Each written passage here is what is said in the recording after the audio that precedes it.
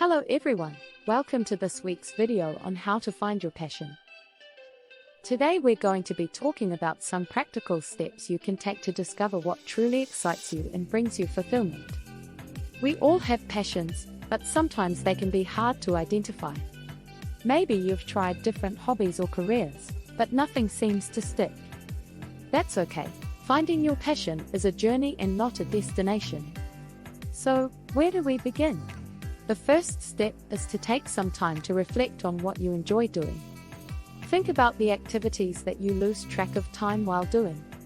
What are the things that make you feel energized and excited? Write them down, and don't worry about whether they're practical or not.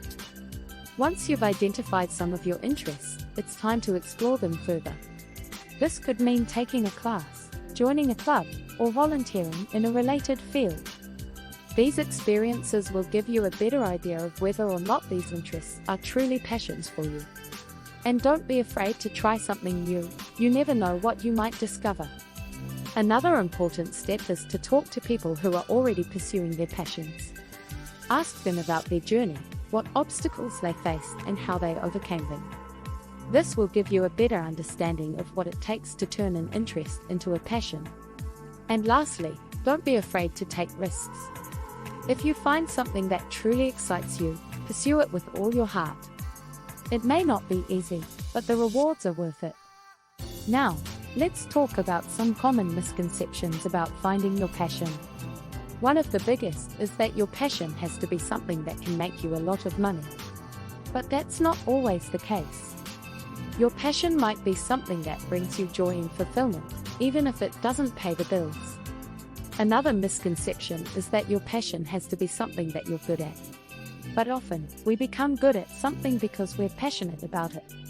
So don't be discouraged if you're not naturally talented at something. It's the passion that will help you improve.